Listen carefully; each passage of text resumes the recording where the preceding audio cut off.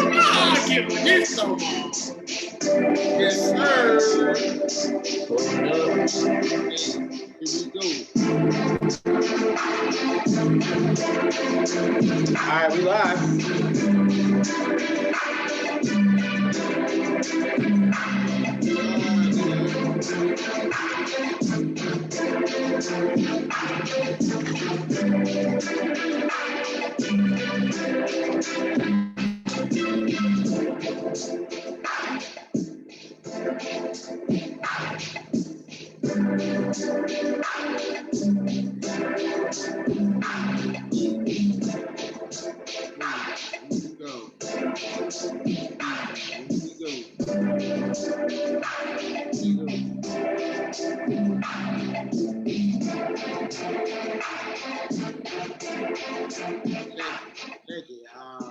Hey, we want to welcome everybody on this lovely day. Thank you guys for coming and checking us out on Counterpoise Podcast. And here we have a lovely topic today. One that all of us can personally relate to, and I'm sure many of some of our closest friends and family can relate to as well as others around this nation. And the topic is the topic that we're going to discuss today is called Black Faces and White Spaces. And in this conversation, we look to discuss what it's like when, you are entering into a realm in which you are like super minority, right? In which there's not really an elder or a mentor or some other person maybe in that realm that you can speak to or relate to or kind of see yourself in. And within that, how do we try to adapt in those situations? So if anyone has any ways that, if anyone wants to speak on any experiences they have, we are live on Facebook. So check us out. We have the Counterpoise Facebook page as well. Please follow us. We're also on YouTube. You can like, subscribe, follow, check us out there. Once again, my name is Everett Stevenson. I am your host, along with my other co-hosts. Hi, guys. I'm Malik Foster. I'm a co-host for Counterpoise Podcast. What's up? What's up? What's up? I'm Samantha Adams. I'm the third co-host of the Counterpoise Podcast. And excuse me, first things first, pardon our tardiness. We're having some technical difficulties. Secondly, pardon my voice. I have a cold. It's not COVID, so don't worry. I got tested. I'm Gucci. And thirdly, like Everett said, today we're going to be talking about Black faces and white spaces. And I have a video that I'm going to show. The first video, it touches on something I never really noticed or thought about. And I think just being a Black person in America, a lot of times we run into these situations and we often don't think about being in that space, right? So I'm going to go ahead. I'm not even going to introduce it. I'm just going to play it. You guys are smart. Y'all figure it out. But we're going to talk about this. All right, hang on just one quick second. I just need to know why the video disappeared. That's the real one. Here we go.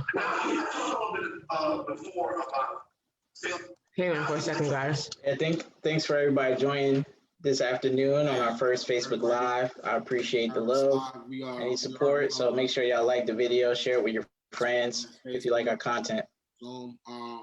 We have this podcast going live right now. Feeling like maybe we talked a little bit too much about race, and you had said that you view yourself as a human, as Daniel, who happens to be Black. I wonder if, in any way, playing for Hampton or immersing yourself into the Panthers or anything like that, changed that perception at all, or in any way molded or shaped how you looked at the Black. Can you turn it up a little, Sam? I think what it is, man, you can turn it into anything if you take it out of context. Oh, okay, word. Yeah. And so the people when I think this, people that wrote that, it didn't mean it. In that true statement, I was saying, I actually said that. I love Black people. Why are you asking someone that loves Black people why people don't like Black people? That go viral. Did that go out? Did they click it up? Yes, it's not. Of course it didn't. If I'm saying that, the sentiment of that point, and to be honest, I look up to myself and I look, it taught me the importance of my specificity about it. And sometimes you learn that in the field. And it's not what time that you can be taught. And so, but then what the sentiment of that is blackness and racism are not synonyms. To me, no, that's what I'm saying. So when white people sitting me down and asking me, yo, how can I figure out this racism stuff? Why are you asking me? I'll tell you a story, yeah. I'll tell you this. We've got a bit of time. I'll tell you this story. I'm gonna say they always got it every interview, and this was in the same interview. This is the story, yeah. I have Rachel, yeah. Give me an old lady. Mabel. All right, Mabel's there chilling. 2:30 a.m. Mabel's chilling. Oh, cheers, and it's like, what do you understand, mate? What's going on? Mabel wakes up. Yo, boom, sees the window open, puts some black with a intake. She's like, what the fuck? Intake. Boom, she goes to bed and says, yo, I've been robbed. I lost my stuff. So I'm coming away. The police come like that. These two policemen, one black, one white. They're like, yo, Mabel, what's happened? Mabel, what happened? Because I woke up 2:30 in the morning, my stuff got taken. Cool. All right, I'm going to take you to the police station and ask them questions. Okay, cool. I just want my stuff back. She got the bed, she's going to get that stuff to the police station. She's in the lobby waiting. Goes, Mabel, there's been a lot of robberies tonight. We're going to put you to another space to wait. I'm going to speak to you. Cool. They put Mabel in the cell. He was like, it's a bit weird. I'm in the cell. It's a bit weird. Cool, let me chill. This is down here. Cool, bam.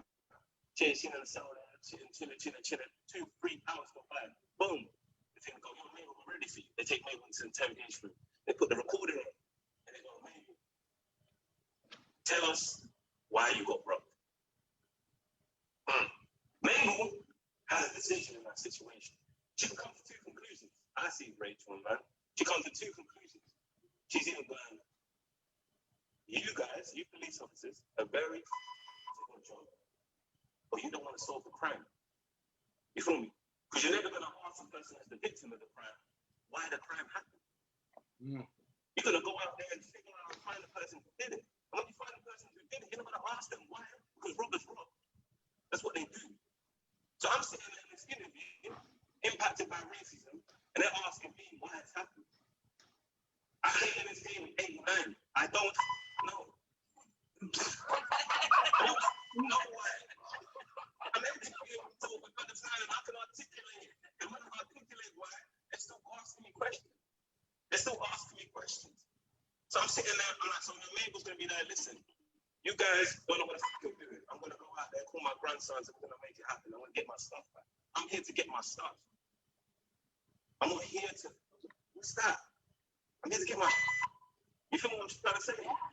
Say like, I'm tired of that's the conversations that are being had, but they're not highlighting their side of the conversation. They're putting you out there. I'm sitting there, I'm like, yo, why are you asking me about this? You don't ask my people about this. Now, you had talked before So, hang on. feeling like maybe we talked a little bit too much about race. So that was the clip, right? And so one of the things I wanted to say is I think a lot of times being a black person in a space where you're in a predominantly white space, anytime the conversation about race comes up, they look to you like you're the spokesperson for being a black person, right? I mean, for the black people, rather. And I think we've all kind of experienced it, but we've all gotten so used to it happening that nobody ever really dissected it, you know? And I think that he made a very good point. Like, here it is, you have a black man and doing an interview for a movie. Anytime you have a movie about race, they always ask the black people about race. They never ask white people about it. And like, why is it never a productive question to ask white folks about race?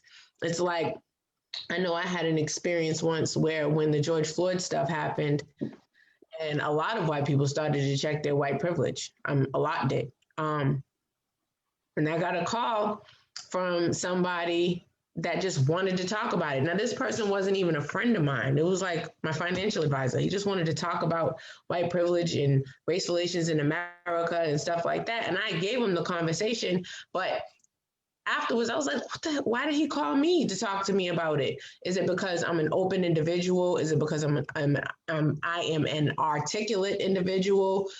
Is it all of the above? But like, nobody ever stops to think about that. Like, why do you ask us? Like, we didn't create the environment. You know what I'm saying? So why ask us? Yeah, I hear that, but like Sam, I feel like I think the question got to go beyond that, right? Like I think the question got to go like not even just like why ask me, like forget that.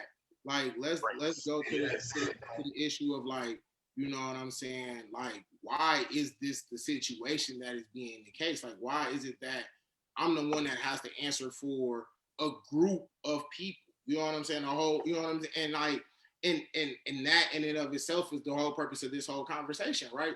It was to be like I shouldn't be the only one here having to answer for, you know what I'm saying, everything or whatever the case may be. And that's why we're like wanting to see like how can we maybe change that forefront of having it just be, you know, one or two or this level of tokenism within the, you know, within the industries that we may be in or within certain neighborhoods that, you know, people may live in, and have more inclusion, if you will, so that these aren't the type of ways that you have to feel, because I can speak on an experience myself in which, you know, I was asked, brought in, you know, by an employer, and he wanted to ask me like, you know, how I felt about the situation. And lastly, like, is there anything, you know, you think I could do, any like organization or something like that, you know, I could give to or something?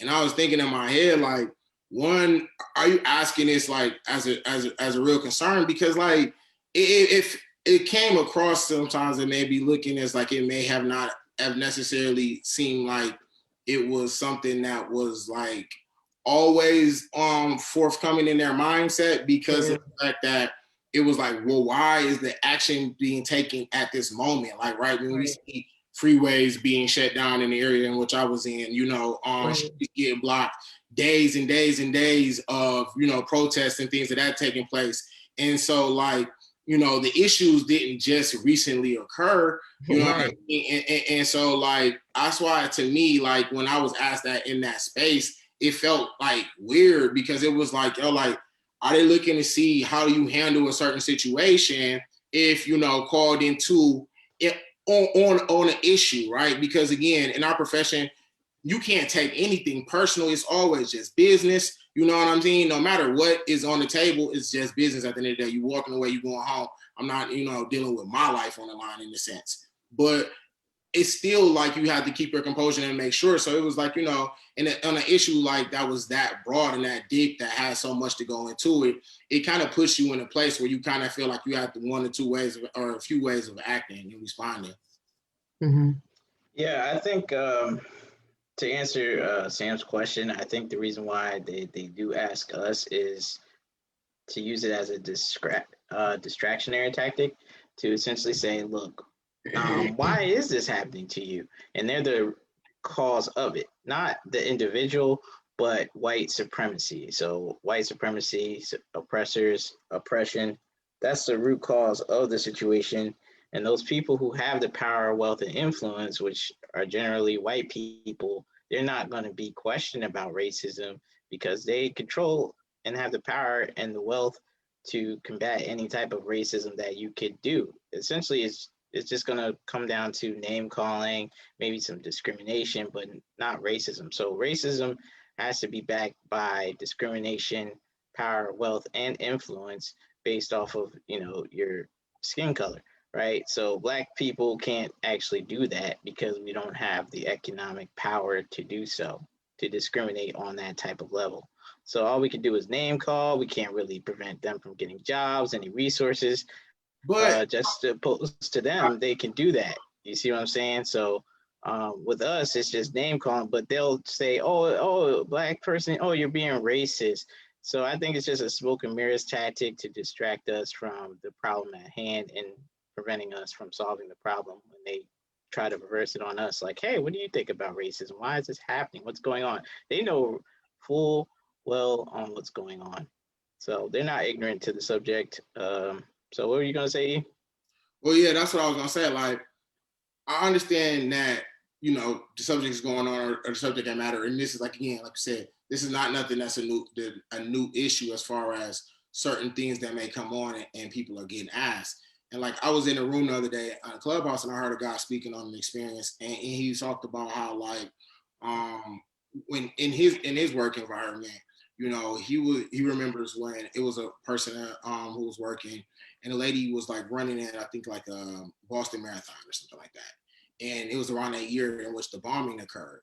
And so, like, you know, when they came in, it was like a kind of like a, oh, hey, you okay? You know, da da da da. How do you feel? You know what I'm saying? Is everything okay? Whoopty whoopty whoop. And whatever questions that they may have had to look comforting. Whereas, you know what I'm saying, with situations that may have come in that may have upset him as an individual, you know what I mean? It wasn't necessarily met with that same type of compassion, if you will.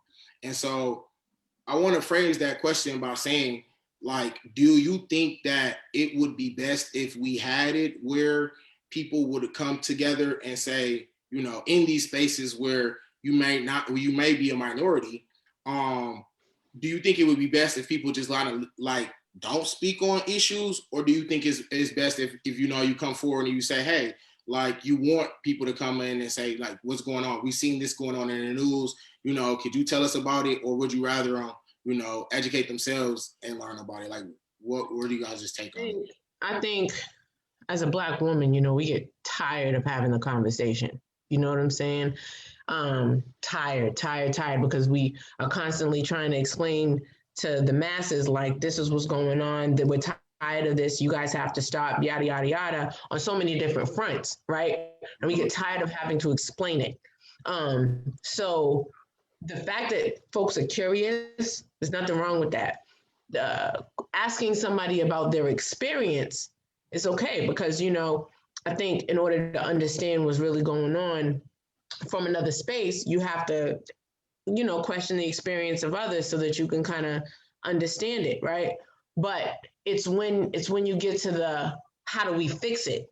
It's not, you don't ask, just like he said, you don't ask the person who was robbed why they got robbed. I don't know why it's happening. And all I know is, and you can't even tell a robber not to take your stuff. Like, okay, how do you stop a robber from robbing? I don't know the answer to that question. So at that point, there does have to be some level of research, because everybody's experience and walk is going to be different. Pardon my dog. Everybody's walking experience is going to be different. You know what I'm saying? Like, I know for a fact that I'm not the only person that's been in an all-white room and a question was posed and all the white folks in the room looked to me for the answer, like I'm the spokesperson. I'm pretty sure that's happened to both of y'all. I'm pretty sure it's happened to majority of Black folks. But my experience itself is different, right? Like, you guys are Black men. The experiences that you guys have had walking around in America as Black men is different from my experience as a Black woman. And so, you know, yes, everybody's individual experience is different, but to just understand the foundation of that there's a problem, right? We got to start there, because there's a whole bunch of folks out there that don't think there's anything wrong.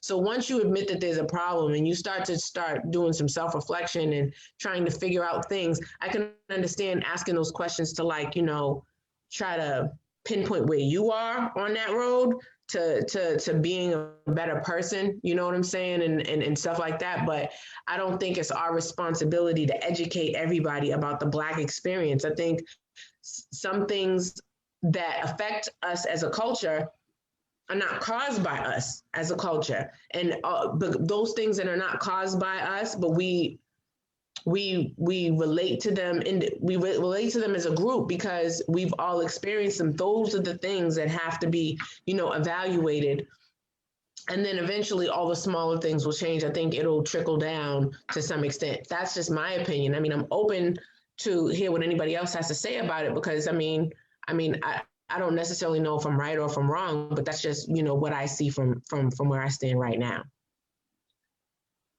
Well, right. For me, I'll go ahead and answer this one from my standpoint. I think that if across the board, if it's going to be something that's going to be addressed, if it's going to be something that, you know, is going to be done on any issue, then it should be done on every issue. If that's what the company policy is going to be, you know. So, you know, if we worried about say school shooting or that might have been local, then we need to be worried about, you know, any and other, like a local life that might have been taken at an injustice. At the same type of treatment. And so I do think that in that regard, it doesn't need to be something that is just like overlooked, because I think when you kind of overlook it or don't speak on it, then in that sense, it's kind of like past. Like people don't kind of like people like it's like you see it all the time, so you get used to it. It doesn't. It's not as shocking. But I think if you take the time to sit down and discuss things and talk things out, you know, you might not be able to change the world, but you can at least be able to spark something. Because one of the things that I realize is that when you in these places, like, it's weird, because I feel like a lot of times, I feel like a lot of times people kind of distance like their understanding of who you are and what who you are as an individual sometimes maybe away from the community or the culture as well. And I want to ask if you guys ever experienced that when being a black face in a white space, where it's almost like, okay, yeah, you know, I know you cool, but it's not like, you know what I'm saying? Like, you're not like them in a sense, you know what I'm saying? Or like, you know, I know that wasn't nothing that you would worry about, right? Like, you know, you don't have to worry about getting pulled over by the cops or something like that. Or, you know, one of those type of situations. Can any of y'all speak to that? I'll let Malik go first. Okay, well, I was gonna bring it back into an important point of how you shouldn't compromise your morals just for your job or your workspace. So you shouldn't be a black face essentially trying to appease white people because you're in a white space that will compromise your morals. I think you should stand up for your morals. So if they're doing it, if the company has any policies or anything that goes against your morals, I think you should speak up, stand up, and fight any injustice that's being done to you and others just like you. So that's number one. And yeah, I've encountered some situations where, you know, you're working in a predominantly white company, a white space, as we're saying, and, you know, they look to you in certain conversation that it's awkward. Like maybe they're talking about yachts, boat trips, stuff you might not understand due to your community, stuff you're not experienced. Most 90% of our community doesn't experience. So, and they're aware of this, but it's uncomfortable and they're comfortable with it. So it's just, so some things I think is just a difference of culture, and other things is a systemic problem between white and blacks specifically. So that's just my point of view on it. You have anything else, Sam? Yeah. People don't come to me with that stuff. I think that people know I am not with it. Don't come to me with that, oh, but not you, you're different foolishness. I don't want to hear it. You'll be surprised. Seriously. I mean, it's not to say they don't think that way, but they don't say that out loud to me. You know what I'm saying? Okay. Like, I haven't had that experience, but I have a cousin. So my stepmother is biracial, and my aunt's like my complexion. Her mom's white, her dad was black. My aunt's like my complexion, and her husband is white. And they had 2 kids, and their kids look white, right? Y'all know the passing rule. So if you wouldn't be able to tell, you would think she was white if you met her. Just put it like that. But she definitely will tell you in a heartbeat, she's black, right? So she was in college. I believe she was in college. I heard this story second or third hand or whatever. But one time she was in college, she was in a room full of friends, and they were all white. And they started talking all kinds of shit about black people, okay, going in.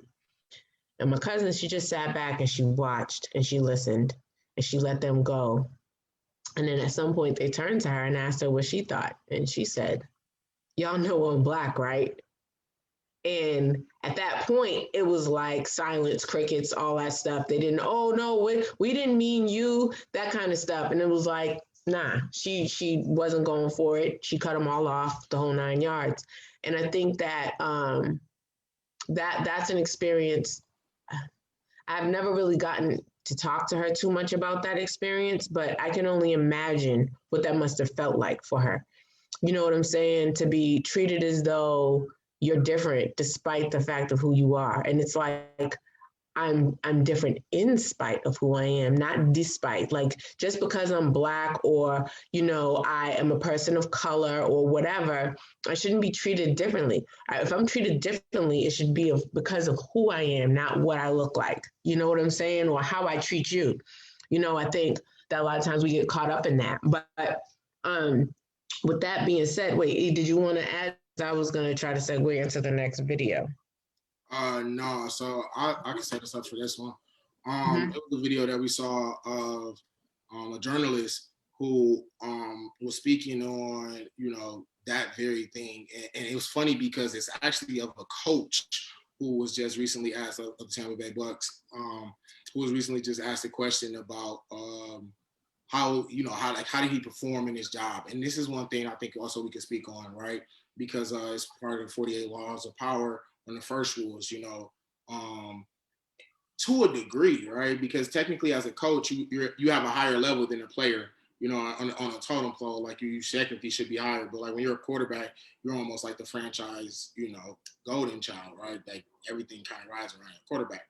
So anyhow, setting up this video, he's asked a question about how was he able to win the Super Bowl and maintain, you know, Patrick Mahomes, and he kind of deflects the answer. You know what I mean? And gives shine to Tom. And so what we see is when a journalist asks him the question about it, how he answers it is one of the things that I think we all deal with day to day. And when you're faced with something that could be controversial, could be, you know, it can go a number of different ways. How do you respond? I'll get that video up for y'all. I got it.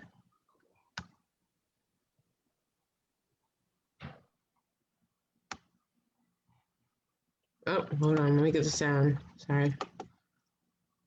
Okay.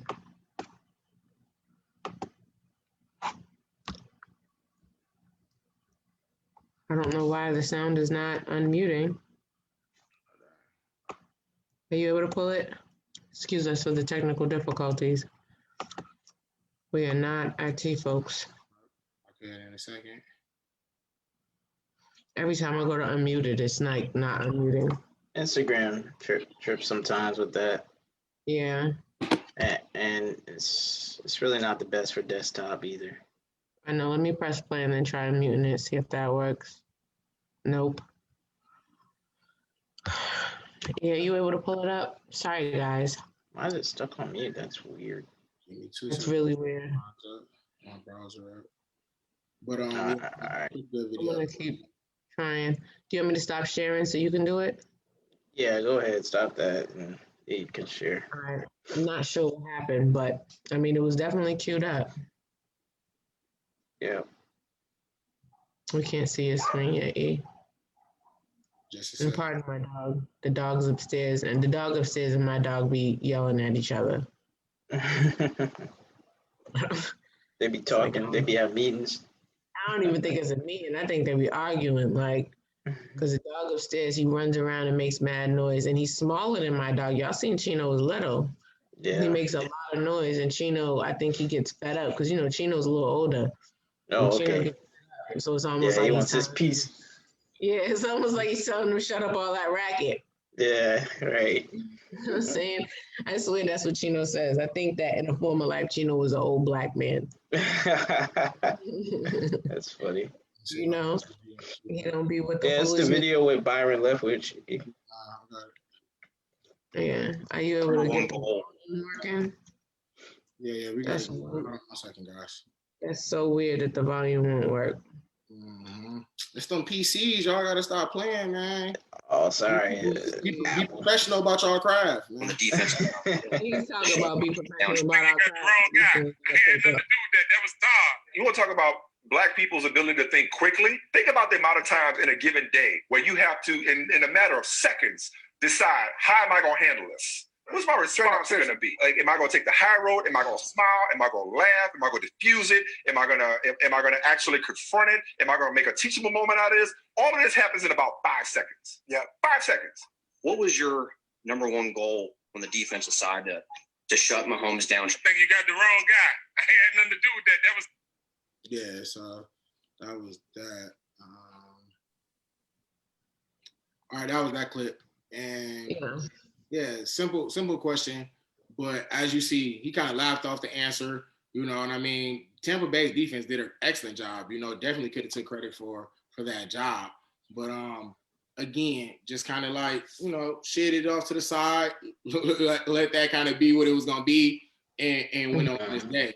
And so, like, I think that's one of those lessons, right? Like, because I think also when you in those spaces in times like that, you know, you do know, like, there's like a level of like kind of try to stay in your place. And I don't even necessarily think that's anything that's unique to just necessarily being in the place where you're a minority. I think that's a place in any place that's not your own. You need to kind of stay in your place and understand your role in the organization. But I also think that in certain places, sometimes it may be a little ostracizing, if you will, or to see like that you're the only person that, you know, is in this space. And if you don't see the type of level of progression that you might want to see, or if you don't, you know what I'm saying, connect or feel like the culture around there is inviting to some of the things that you know that you're used to, so you might have to come in and have to, you know, adapt to the way that things are. It's not saying that, you know, that there's a problem if that's where you want to be or that's getting you to where you're trying to go, but it's more so understanding that, you know, we can be able to change the culture to make it so that you can be yourself and be able to make it. And I think that's another of the messages that I want most people to watch when they see this, is that, you know, everyone doesn't have to have that aspiration of feeling like, yo, I got to fit in a place in which I don't feel like I belong. I think we could learn to like work together to make sure so that it's things that we could say is like, yo, okay, hey, we could work together, and you know what I'm saying, me and you can work on some skill sets. Or if I, especially in today's world where we have opportunities like Clubhouse and, you know, Instagram and Facebook, you know, and you can meet a vendor that's over in China, you know what I'm saying, and put your images up, or you know what I mean, on the internet and stuff like that. And now you have a whole company and a whole building, whereas before, you know what I mean, you couldn't even do that 40, 50 years ago, possibly. So without certain means. So like I think we definitely are in an era in which it doesn't have to be that's the common thought process. The thought process can shift to being like, you know, hey, get it without the way in which you feel comfortable with. And if, you know, that's the way that you want, or that's the direction that you want to go, cool. But if not, you know, you can try to find a way to make it on your own and not feel like you have to impose yourself in certain places. Yeah, I think you have to, you know, as a black man and black woman, and when you're in this white space, you have to be able to think on your feet very quickly, respond adequately in terms of what you think they would want to hear, because you know, black people in the black community speak a little different than white people in the white community. It just makes sense. They grow up in different communities, so that makes sense. So sometimes when you're in that white space, you may have to conduct yourself in a little different manner, which is completely fine. The only issue is when you're starting to compromise your morals. That's the issue that I would personally have, and I think a lot of other black folks have in these corporate America spaces or white spaces, even if it's smaller type of business or firm or wherever you're working at, or these Fortune 500 companies, wherever you're at. Right. So in the video, Byron Leftwich, he was thinking quickly on his feet. So that's a lesson that black people definitely have to learn there. Like, you have to be able to think quickly on your feet and respond adequately and with professionalism as well. That's very key as well, because you're not just always representing yourself, you're representing the black community at all times. That's something that's a big weight on our shoulders as black people here in the United States. And we set the global standard essentially, because the world is always watching us as a community. Which, what I've noticed from friends abroad or even going overseas, that's something that I noticed, that the world is always watching black people here in the United States. So that's something that we should all put in the back of our minds as well when we're trying to think on our feet and think quickly. There's a big weight on our shoulders. So I think a lot of black people understand that, but some black people neglect that as well. So yeah, I gotta push back. on that a little bit. Okay. I hear what you're saying, Malik, about us having to be able to think on our toes so that we can continue to flourish and all that stuff. But we should never be put in the position where we have to do that in the first place. You know what I'm saying? Like, it is important to think on your toes. Like, for example, I'll give you an experience I had. A friend of mine, he works in the music industry and he travels a lot for his job. And he came down here and he invited me out to eat. Me, him, and one of his coworkers. And his coworker was a white guy, and this was pre-Donald Trump being elected. And we were having this discussion about the election that we probably should not have had, but we were having it anyway. And I was giving my opinion about it. And now, one of the things that came up was how Donald Trump's presidency could potentially affect Black people. And one of the things that I brought up is that some Black people think that Donald Trump will bring back slavery or try to find a way to bring that back. Could he do that? No. But, you know, it's just a thought, an idea that some Black people had at the time, right? And as I'm expressing this point and why some Black people think that, he said, well, maybe it wouldn't be such a bad idea to bring slavery back. And in that moment, I had a choice. I could have completely flipped over everything. I could have tipped the tables over. I could have swung on him. I could have cussed him out. I could have schooled him. I could have not said anything. There's 1,000 different responses I could have had. But the response I had was I stopped. I took a deep breath. I looked down because I said to myself, Samantha, how do you respond to this in a way which will make this guy at some point realize that the statement that he made was not right? Just like the gentleman said, like it could be a teachable moment for him, right? But I couldn't get too heavy into it because, no lie, he pissed me off when he asked that question. Did you even question and be to ask, what do you mean? But did you even give a little thing to it? I'm telling you, like, you know how you in the throes of a situation and you always think about what you should have said and what you did later, right? This was one of those situations. And I was like, and I remember looking down, taking a deep breath and saying, slavery would not have worked. It would not work. And I say that just because, like, I'm sorry, I'm going to cut you, but like, I feel like a lot of times, and not to get too far off the topic, but a lot of times it's how things are communicated. You know what I mean? Now, that statement is was a wild statement, super wild statement. So, you know, me personally, as much as I'd have been like, wow, that's crazy, I almost would have got me on how so? You know, like, I like, okay, we go in there, it's a little like, how so? I would love to understand where you in my mind, I couldn't ask that question because I felt like any answer that he would have given me would have further pissed me off. Exactly. So that's the reason why I was like, I can't give this guy room to continue down the road he's going.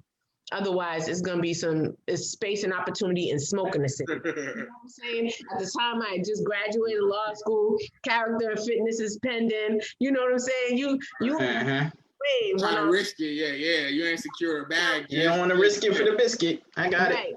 Right. I mean, it might have been worth it, but I didn't. I handled it well, and I'm proud of how I handled it. You know, I took a deep breath and I said that wouldn't have worked because of the conditions, and I just left it at that.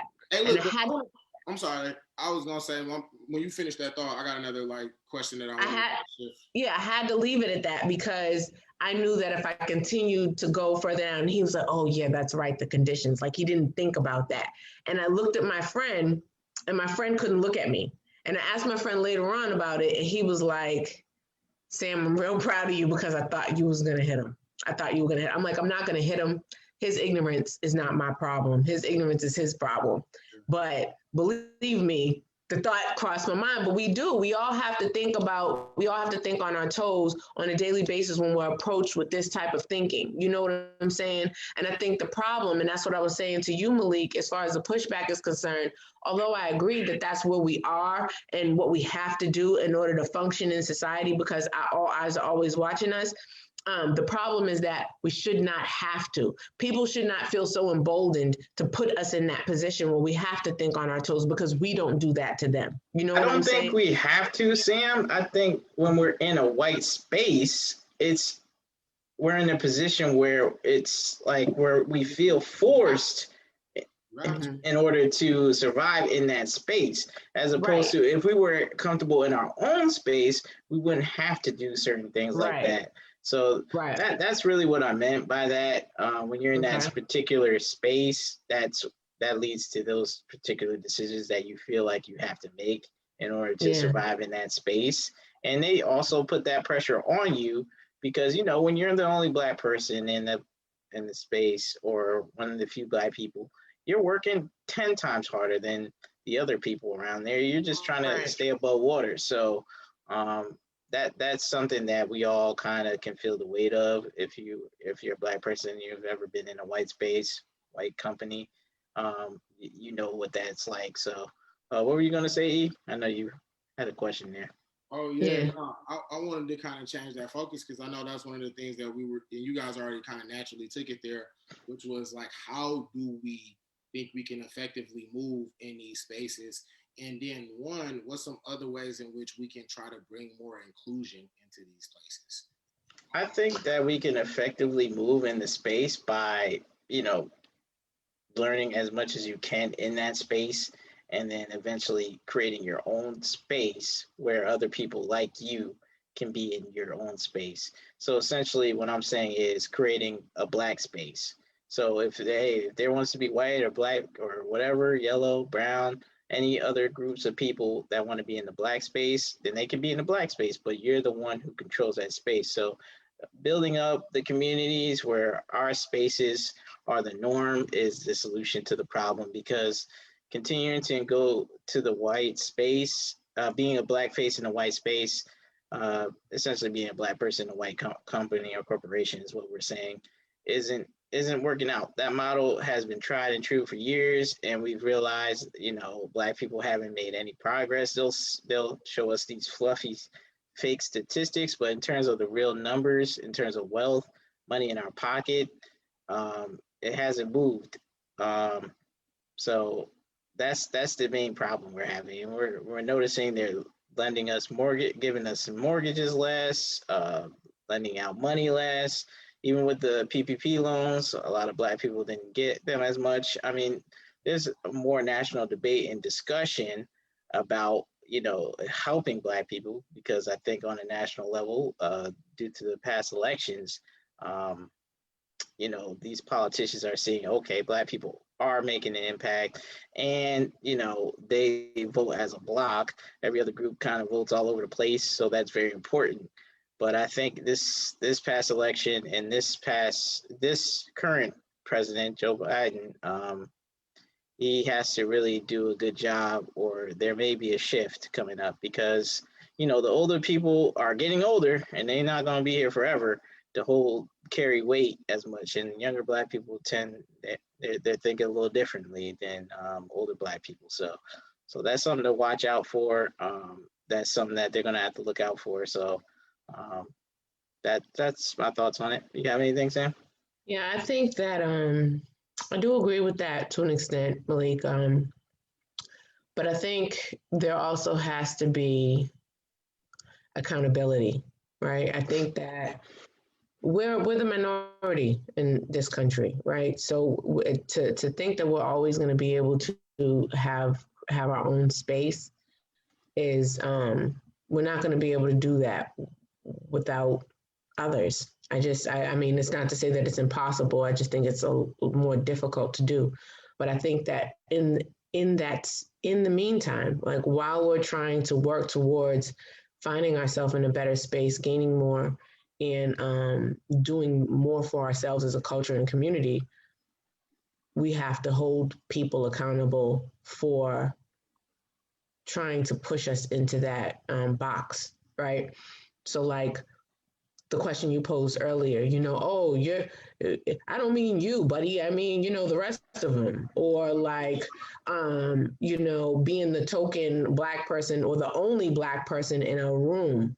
And the question of race comes up and everybody starts asking you, or even like the actor when he was like, you know, they keep asking me, like, I've been here since '89. I don't know. What are you asking me for? I think we have to start holding people more accountable. Like, well, what do you think? What do you think you can do that's better? Because a lot of times when we're put in that position, we answer the question and we keep it moving because we're just so used to it. Either we're used to it or we're perturbed at the fact that they even thought to even ask us, as opposed to saying, you know what, how about I don't answer the question? How about you tell me what you think? Because not for nothing, I didn't put myself in the situation. You know what I'm saying? I might have been brought in there, but I didn't purposefully put myself there.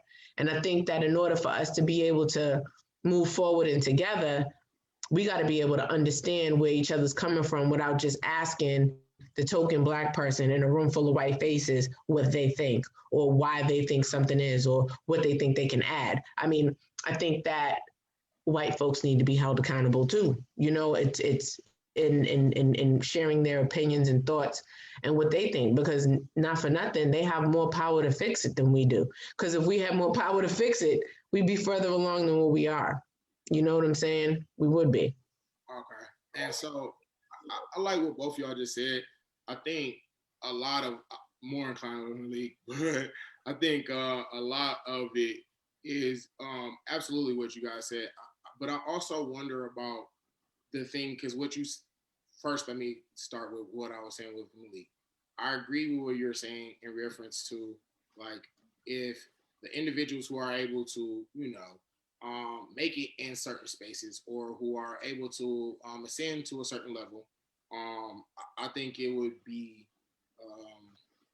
best if they would be, if they made sure that they were to retain as much information as they can, if they were to kind of, reach back, stay connected to their alumni, their schools, things of that nature, maybe local groups in their organizations or schools, so that they could kind of help educate and bring more awareness to others from their backgrounds and their communities, because it'll really like allow for people to even know that certain things exist. And I think I know we all know that there's doctors and there's lawyers in this world, there's teachers, there's engineers, there's, mechanics, there's, plumbers, there's all professions. But a lot of times we're not really used to seeing our faces in those professions. And I think so some of that we need to be able to do a little bit better of like kind of like showing people that it's possible and this is how it's done. I think another part of it is in regards to what you were saying, Sam, is true as well. We do need to be able to take the time to sit down and, allow, people in those places to educate themselves about the things that's going on. And if a person doesn't know, you can just say, Tamira Rice, or, what's wrong with you? Or, you know what I'm saying? You can say, Mike Brown is what's wrong with me today. And then not be a situation where, oh, who that, what's that, you know what I mean? Or an intention because of, you being honest and frank about, things that's bothering you or how you feel in society for the day. So I think there's a level of accountability that needs to occur as well. There's a level of recruiting that needs to occur as well. And there's also a level of understanding of, like you're saying, ultimately, Malik, of just understanding of like learning what you can, because in order for us to learn how to do things and how to do business in certain ways, sometimes you may have to be in those spaces to learn the mechanics, to learn how business is done. And then, like you said, you can go off and do your thing. And I think we've been seeing a little bit of that recently with everyone popping up with classes. People drop, they're having the mentorships. You got people selling like ebooks, courses, you know what I'm saying, and things of that nature. And I think some of those things are good because you have to invest in yourself in order to gain that knowledge, in order to know what it is that you need in order to ascend in life without necessarily having to solely depend upon another person in order to make it, right? So those are things that I think we definitely need to do. Yeah. Right. I'm just going to touch on 2 points. First is the building of our community point that I was making and that you were speaking about, E.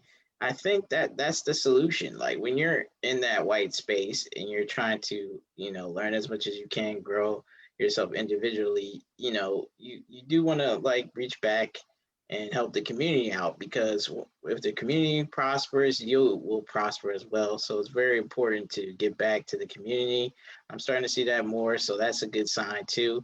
And if we build up our economic base and our economic communities where people are teaching these trades and all these essential businesses, teaching about water, electricity, gas, all the essentials we need, and then teaching about other things like the grocery stores, how to build those up. I think those are some starting points, right? Because we all need food, water, and shelter. So if we can focus on those things as a community, I think, we will start seeing a lot of progress, tremendous progress and growth besides what's the normal growth is. Also, to Sam's point about the accountability, the second point, I think holding the right people accountable is important here, because I think what society tends to do, especially when you're in a white space, they try to label that, extreme racism, the extreme bigot as the enemy. Okay, they are, but they're obvious. You see that coming. It's the subtle stuff, the subtle racism, just being denied a mortgage loan. You're not quite sure why. You feel like you qualify. They give you some bull jive about it. Even if you're on the fence, you're not on the fence. You're always out. So the subtle racism really hurts and impacts just as much as the extreme racism of the extreme name calling, those terrorist organizations, those things like that. But the subtle racism that impacts big, and also the politicians, right? They want your vote every 2 years, but they don't want to do anything. They don't want to treat you like you're number one. They're always like, oh, you're the first person they go to, like, yeah, we got to do right for the Black community. We got to do this. So what's the numbers? What are we trying to do? And then when it comes time to do what they said they were going to do, or allude to what they're going to do, they're like, oh man, it's Congress. They don't want to work with us. What do you mean Congress doesn't want to work with us? Make it work. Make it happen. Like, everybody, like, come on, cut a deal, do something. I mean, tired of these excuses talking about, it's those Republicans. I'm like, the Republicans can't always be the problem. If they are, maybe we need to get rid of them. Like, let's talk about that. Like let's have a real conversation about what we're going to do to solve these problems, because these people that we need to hold accountable, I think we're holding the wrong people accountable. Like the president, you're going to be held to a high standard too. You was talking a lot of stuff on the campaign trail. Madam Vice President, the first female Black president, you better do a lot for Black women. Come on now. Like, it's not going to look good if you're not helping out the backbone who got you the election. You're talking about without Black people, when that got the election. So we need to see it. The proof is going to be in the pudding, so to speak. So we'll see what happens as far as holding our politicians that we got in office, state, local, all that stuff. So we'll see. It was record turnout, so we better see record growth in the Black community. So that's my thoughts. When I mentioned accountability, I do agree that we do need to hold the right people accountable, but I think we need to hold everybody accountable, right? And the reason why I say that is because those attitudes and ideas come from somewhere, and they don't necessarily have to be just the people at the top, right? Because if everybody's not at the quote unquote top, right, you still got to deal with it when you're at a different level. So I think it's important for everybody to be held accountable, because once that global change starts to take effect, and when I say change, I mean mental change, because a lot of times all the time, it's a mindset, it's an attitude, it's based on upbringing and what people learned behavior and learned things. And I think that when people are being backed into the corner to be held accountable for their thoughts and their actions and their behaviors and the things that they say, they're more inclined to, even if it doesn't change their attitudes, they're more inclined to think twice about what they say out their mouth. And I think you're right. As far as the subtleties and all that, you definitely have to hold those people accountable as well. But I'm talking about in terms of when people are put into these spaces, whether it be affecting them on a bigger scale, like a mortgage loan or a job or something like that, or if it's simply just sitting in a classroom and you're sitting in a classroom and the teacher asks you, the only Black student in the class, what do you think about blah, blah, blah? I think that excuse me, that needs to be, that there needs to be accountability there too. You know what I'm saying? Because I don't know if you guys have seen it, like on some of these Zoom classes, some of these teachers are out here wilding, telling kids that slavery was fake or whatever, or didn't happen like that, whatever. These people need to be held accountable because especially when you're in a space where you're teaching students, like it's teaching children. What about the people that are out there, like let's say in Iowa or somewhere where there are no Black students in the classroom, right? And they're putting out this message, you know what I mean?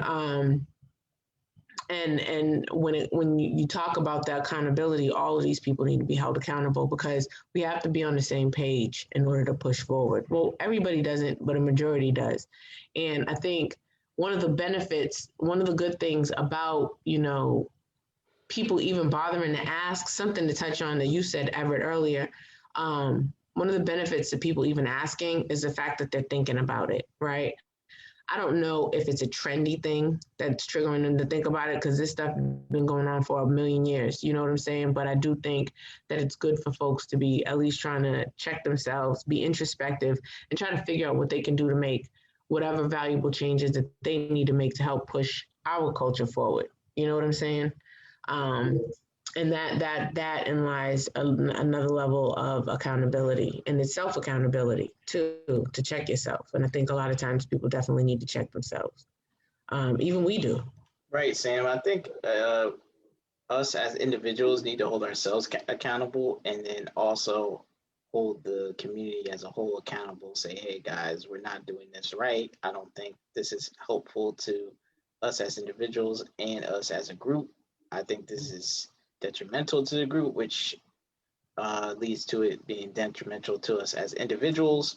So I think we need to just call it out. Like when people are doing behavior that's detrimental to the group, you need to call it out. You need to essentially condemn it. They don't need to be promoted as a good individual in the community and essentially chastised for it, just so this behavior doesn't keep repeating itself. So, if we keep doing these bad behaviors, we're going to keep getting what we've been getting. So we need to change that. I see some shifts in thinking, so that's a positive sign from where I'm at. So that's what I've been seeing and noticing, just, talking to people throughout the community, because I mainly talk to a lot of Black people, being a Black business attorney, so here in Atlanta. So that's the sense I get. You got any last things, Sam? Anything? Just me personally, I just wanted to say that I think one of the things that we need to do for anybody that's in those spaces or anyone that aspires to be in those spaces is to be very, very mindful of how you move, because again, you are being looked at as a representative of your race, even if sometimes you may be viewed as a outlier of that race as well. So be mindful of that. Always be willing to share and to give that knowledge that you are gaining to others, and as you come along, so that hopefully those spaces aren't as ostracized rather as it is when you got there. Yeah, I think that and my final thought is, we just have to be accountable. Accountability is key. Not just self-accountability, but we got to hold others accountable too, because we're never going to push forward if we just keep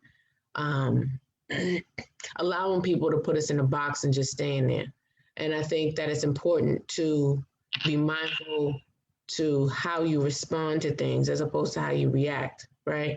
Because I think that reaction, like for example, the situation where I was in when a dude made that crazy statement about slavery, I had to respond instead of reacting, not just because of the fact that of all the trouble my reaction could have brought, but also too because of how it would have made us all look, right?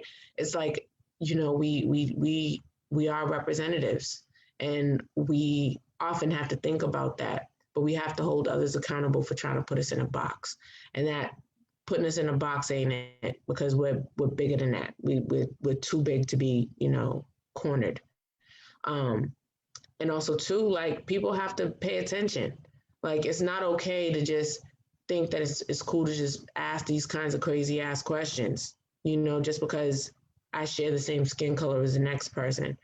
I think that also is important. And I mean, for me, that's just pretty much it. I just think that we have to pay attention, be accountable, and make sure we move right. We respond rather than react. You, Malik? Right. I just think I agree with those sentiments, and I think we just need to work on building ourselves, building our communities, and I think the rest of everything will fall into place. So that's very important. Those are my last few words. You got any last few words as we wrap up this show? Tell everybody, thank you guys for watching. Definitely appreciate the love. Thank you guys for checking us out as we went live today. Something new, something that we want to bring, something different. Working on being able to get more engagement with you guys during the show, throughout the week. And want to thank my co-hosts and everybody for continuously going and working hard with me every week. And then also to people, please follow, subscribe, check us out on Instagram, on Facebook, and on YouTube as well. And thank you guys for your time. Appreciate it. Yep. Check us out. Follow us. Facebook, Instagram, all that. Make sure you follow us, subscribe, like, all that. Yeah, you can reach us and follow us at Counterpoise Podcast. I repeat, you can follow us, like us on Facebook, follow us on Instagram, and subscribe to our YouTube channel at Counterpoise Podcast. So you can follow us at that. You can follow me at Malik M. Foster at all the social medias. What about you guys? You want to throw your social medias out there? That guy 2104 on Instagram, Facebook. I'm Everett Stevenson, and Clubhouse. I'm on Clubhouse, so check me out on there as well.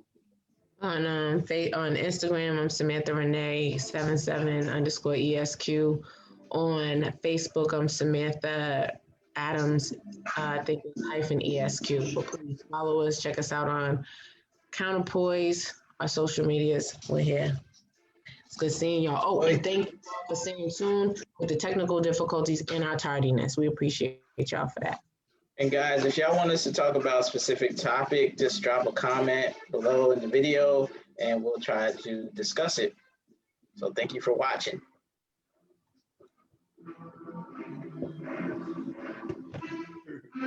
I like this too, though, sis.